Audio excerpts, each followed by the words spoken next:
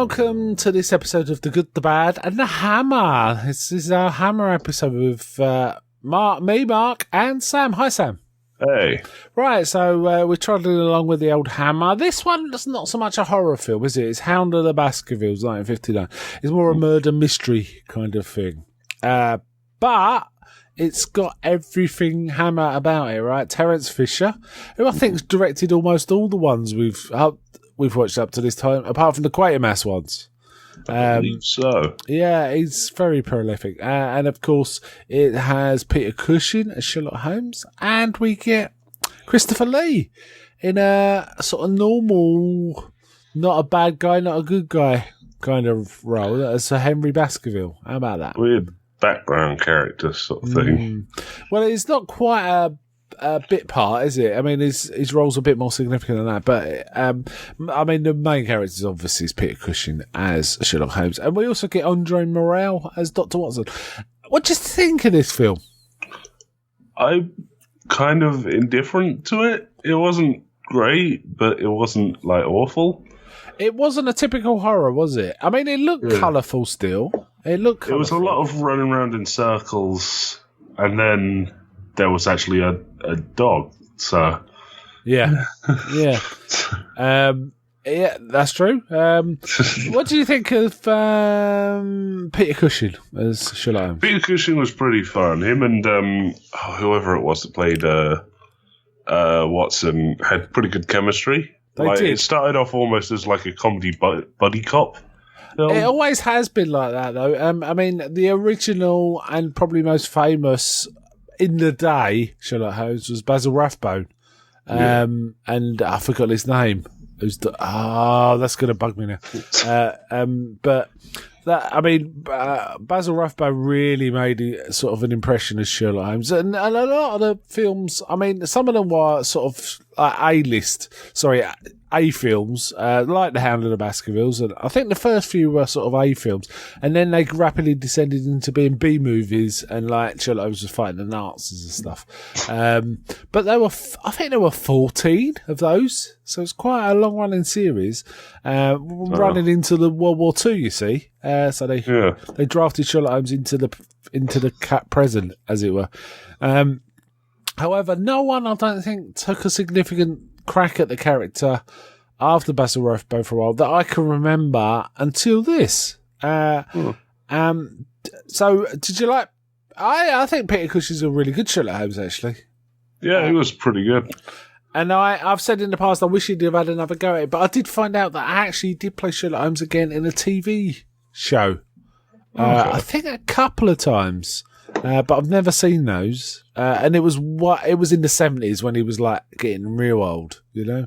But Peter Cushing always kind of looked old, didn't he? That's the thing. Yeah. I like the music. It was like James what's his name? James Bernard again, doing his stuff. Very colourful looking, all the usual Hammer trappings, wasn't it? This one. Yeah. But it was kind of interesting to see. Though they weren't quite tame with the blood in this, which was weird considering there's a lot of stabbing, shooting, and a savaging by a dog. So. Yeah, there's some lot of dodgy stuff in this. There's like, as you say, stabbings. There's like, it appears to be the threat of or the actuality of a gang rape near the beginning. It kind of implies, which is pretty nasty stuff. And you know, hunting a woman is pretty grim. You already mentioned Watson. You thought that the chemistry between Watson and Holmes was pretty solid here. Yeah, because they played off well with each other because they like naturally fit into roles of basically Holmes would stand in one place and direct Watson to sort of go around the room and find stuff. Really, yeah, he was trying to guide you. Yeah, I liked it. In the original with Basil Rathbone, the Holmes and Watson thing was really strongly, you know, Watson was like a buffoon almost. He was supposed to be a doctor, but it was like he could not catch up anything. You know, he was like he couldn't everything had to be explained to him. But this one, the Watson was a little more with it. You know, that's what I thought. Anyway, it was. I think Nigel Bruce, was the guy that used to play Watson in it. But this is Andre Morel. And now Andre Morel's kind of interesting. He actually played Quatermass in the TV series Quatermass and the Pit. So he's kind of known to the British public quite well. And he's got quite a distinctive voice. He's got a bit of presence, hasn't he? He's kind of... hell? He was the, you know that animated Lord of the Rings film? Yeah. He was Elrond in that. Well, there you go. Huh. He's got a very distinctive voice, you see, so that kind of makes sense. He does actually look quite a bit like Nigel Bruce to me as well, though, which is kind of weird. Or maybe not. Maybe that's why he was cast that way. So, and we get, it's quite a small cast, isn't it? We got a boozy bishop. Yeah, he's constantly drinking. Yeah, and at one point, doesn't Holmes fix his telescope for him? He fixes a black. And he just immediately smashes a window with it. Yeah, and it's like, I'll get it fixed. He's always having a bit of sherry, isn't he? He actually rocks up at the Baskervilles and says, I used to have a sherry with the what's it, and he's like, okay. We get a love interest parachuted in towards the end, don't we? That's that was Cecile. Yeah, especially since she gets pretty much parachuted out in much the same way. Yeah, pretty much. The one bit that was a bit weird in this film, to add a bit of drama, was a tarantula crawling up. Yeah, which made me think of Dr. No. You know, it was that. Yeah, a little. Because, I mean, he was wearing a thick coat and the tarantula's crawling up his arm, and it's like, there's no way that tarantula could bite through that coat, but they all just stand there, and Sherlock Holmes just mashes it up, doesn't he? I mean, have you seen how fast a spider can go? They can go pretty quick. Yeah, it's fair assumption. Well, this one was going very slow. I did notice that Sir Henry's butler was quite a famous character actor, John Le Mesurier, who plays Sergeant Wilson in Dad's Army. That's what he's most famous for. But he's kind of a comedy actor, so it's kind of odd seeing him in a Hammer film. There was a few other character actors in this we'll see again in Hammer films, though. They kind of they do pop up again and again. It was a punchy film. It was fairly short. It was under 90 minutes, wasn't it? Which is kind of typical for early Hammer. They don't mess about. I'm just trying to see who wrote the screenplay. Peter Bryan. I don't recognise him because usually it's Jimmy Sangster doing the horror. Yeah. And it was interesting. Do you think this, would you like, if this had turned into a series, would you have liked to see more? Or was it like, this enough? Yeah, I would have liked to see more of this because they were kind of funny with each other. Like they were, the interplay between Holmes and Watson was really quite fun to watch. So yeah, they were an interesting pair, and you see there was lots of little clues of stuff going on, wasn't it? Like Sir Henry's boots missing. You know, he's staying at a hotel. He thinks Holmes is the manager, doesn't he? He starts sort of chewing him out, and Holmes just listens because that's what Holmes does. Sometimes he just listens. But you could see because Peter Cush is quite a good actor. You can see the wheels spinning in his head when he's taking in all this information. He's not just a passive sort of act. I did find it quite funny when he was like going off at them. They were just sort of like looking at each other, going like, "Oh no, your boots," sort of thing, like properly pantomiming at each other. Yeah, it was. Apparently, this is very critically acclaimed. It was the first Sherlock Holmes, or certainly of this novel, in colour. So, you know, we had the Hammer colour kind of thing. And basically, I've got no doubt in my mind at all, this would have definitely been compared with Basil Rathbone's Sherlock Holmes. Yeah. There are various changes from the novel. In the we were talking about this before we started. We couldn't remember if the dog was actually in the novel or whether it was like fake, but there was, which is not helped by the fact that the Wikipedia page for it ends in a bleeding cliffhanger. Yeah, like it ends up with, for all of Watson's efforts, it will be Sherlock Holmes's job to connect the clues and solve the mystery. Yeah, yeah, but in this. It's like a starved Great Dane, isn't it? Yeah. Wearing a weird mask. Yeah. Which I don't think was explained at all. No, he just said it. He just says it's got a mask to make it appear more frightful or something like that. Yeah. In the book, and I think I've seen film versions where they do this, the dog is also painted in phosphorus paint to make it appear more ghostly kind of thing. I did like the the webbed hand sort of clue that came about too. That kind of it kind of got parachuted in. You couldn't have seen it if you'd have just been watching it. Yeah. No, but you could draw the connection once they revealed that the guy in the painting had the webbed fingers. Yeah, you could. Yeah, I actually like the opening sequence, the prehistory. The actual Henry, the horrible Baskerville being dastardly to the poor girl, and it doesn't. He kind of. It's not shown, but it's kind of implied that he sticks the head of the father who complains about his daughter being maltreated into the fire. We just hear him scream, and then he's lying there. So it's like, that's pretty nasty. Well, I took it they just lowered him onto the fire, which he wouldn't be great, but he'd probably not be too bad off considering he's still soaking wet from jumping out of a window into a river, or rather being thrown out of a window. Thrown through a window, wasn't he?